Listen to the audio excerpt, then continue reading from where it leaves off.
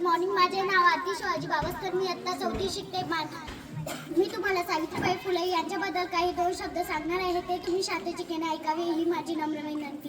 राष्ट्रमाता राजमाता जिजाऊ, शिक्षणाच्या अध्यापिका क्रांतीज्योती सावित्रीबाई फुले, शिक्षणासाठी, सन्मानासाठी, स्त्री हक्कासाठी या माऊलीने लढा दिला. या माऊलीला आदिशक्तीला माझा मानाचा मुद्रा. अहो झोपेतून उठवलेलं ना, उठवावं कसं, बहिरेपणा चढवून घेतलेलं ना, सुनवावं कसं.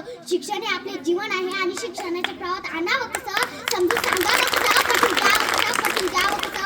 खरंच आज आपला देश, आपला समाज खूप प्रगत करीत आहे, प्रगतीचीच वाट चालित आहे. आपल्या देशात स्त्रीला जेवढं स्थान मिळायचं पण तेवढं नाही मिळत. म्हणूनच एका स्त्रीला म्हणजेच एका लहान मुलीला तिच्या आईच्या गर्भातच मारून टाकलं जायचं, तिचं बालपण हिरावून घेतलं जायचं. पण तेव्हा आपल्याला कोण अधिकार द्यायचा, किंवा ती तो लहान जीव आपल्या आईला बोलायचा, औषध वाचा ओझ्या खाली आपल्याला स्त्रीचे जग उघड्या शुनांनी पाहायचंय. औषध वाचा ओझ्या खाली आपल्याला स्त्रीचे जग उघड्या शुनांनी पाहायचंय. काळाच्या पडद्यावर रडू नको आई, काळाच्या पडद्यावर रडू नको आई. आता मला जगायचं. आपल्याला आपल्या समाजाला असं नाही केलं पाहिजे. आपण म्हणतो मुलगा झाला तर चांगला, पण मुलगी नको. मुलगा आणि मुलगी एका देवाचं वरदान म्हणून समजा.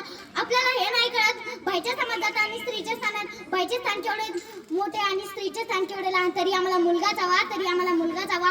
आमची संस्कृती पुरुषप्रधान संस्कृती ना. रात्री दारू प्यायची आणि बायकोला मारायचं, हीच गाव आपली पुरुषप्रधान संस्कृती. कोणी सांगेल का मला, हीच गाव आपली पुरुषप्रधान संस्कृती. फूल नाही धरती पर तो फल कहाँ से आएंगे. या धरतीवर मुलीच नाही राहिल्या तर तुमचा वंशाचा दिवा कुठून पैदा करणार. फूल नाही धरती पर तो फल कहाँ से आएंगे. फूल नहीं धरती पर तो फल कहाँ से आएंगे. आज काट कर अपना तो मौज कहाँ से बढ़ाओगे. खरंच मुलीला शिकवलं पाहिजे. तिच्यावर होणारे अन्याय अत्याचार पूर्णपणे थांबवले पाहिजेत. वारस अन्याय क्षेत्रात स्त्रिया या पुरुषांच्या खांद्याला खांदा लावून काम करतात. अजूनही आपली स्त्री चूल आणि मुली अंधकारात गुंतलेली आहे. तिला या अंधकारातून बाहेर काढा, तिच्या हातात ज्ञानाची ज्योत द्या. तेव्हा आपला समाज खऱ्या अर्थाने शिक्षित असे होतो. अरे कोणी म्हटलं आहे, अरे लाटांबरोबर सर्वच होतात. खरं शुभी जो असतो ना, तो लाटाने बेधून पुढे जातो. या जगात रीतच अशी आहे. ऐका हा, या जगात रीतच अशी आहे. कोणी चांगलं केलं काय आणि कोणी वाईट केलं काय याची जागा शोधतात. अशा या जगात IPS नावे पाटील सर म्हणतात, हे जग फार विचित्र आहे. हे पुढे जाण्यावर जातं आणि मागे राहण्याची थट्टा करतं. असंच काही आपल्या स्त्रियांच्या बाबतीत तिने योग्य केलं काय आणि अयोग्य केलं काय, दोष मात्र स्त्रीला दिला जातो. मी म्हणते अशा दोतुंडी जगात आमच्यासारख्या मुलींनी वागावं तरी कसं. मस्त मन मोकळेपणाने वागलं तर म्हणतात पोरीनं घरचं बंधनच नाही हो. शांत गंभीरपणे वागलं तर म्हणतात पोरीमध्ये फेस करण्याची हिंमत नाही हो. लग्नाला उशीर झाला तर म्हणतात मुली तर काय कधी कोडच आहे ना. लोकांना केलं म्हणतात तर एखाद्या लग्नाला पैसाच आहे ना. खूप शिकलेली असली तर काय कामाची डोक्यात मिऱ्या वाटेल हो.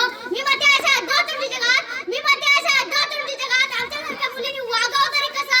मी अपराधी असताना बदनामीला घाबरून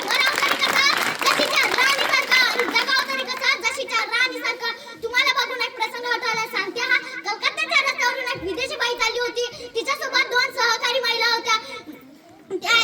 त्या रस्त्यावर एक भिंगाड माणूस पडलेला होता. त्या रस्त्यावर येणाऱ्या जाणाऱ्या गाड्यांची त्याला बघण्याला सुद्धा वेळ नव्हता. त्या सहकारी महिलेने त्याला आपल्या घरी आणले, त्याला अंघोळ घातली, त्याला स्वच्छ कपडे घातले आणि म्हणाली, या व्यक्तीला जर मरण्याआधी जर कळलं असतं तर किती आनंद झाला असता. ती म्हणजे मदर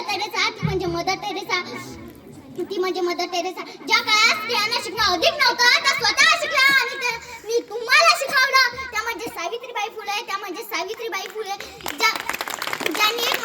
ज्या पोरच्या लेकीला दुसऱ्याच्या घरी ठेवून माया ममता दिली, ती म्हणजे माय सिंधुताई सपकाळ. मग अशा अनेक स्त्रिया आहेत. मग त्या अशा अनेक स्त्रिया लागू शकतात. मग ती कल्पना चावला असू द्या, मग ती किरण बेदी असू द्या, मग ती मदर टेरेसा असू द्या, पहिली IAS कलेक्टर असू द्या. खरं बोललं की बरं वाटेल, खरं बोललं की खरं वाटेल.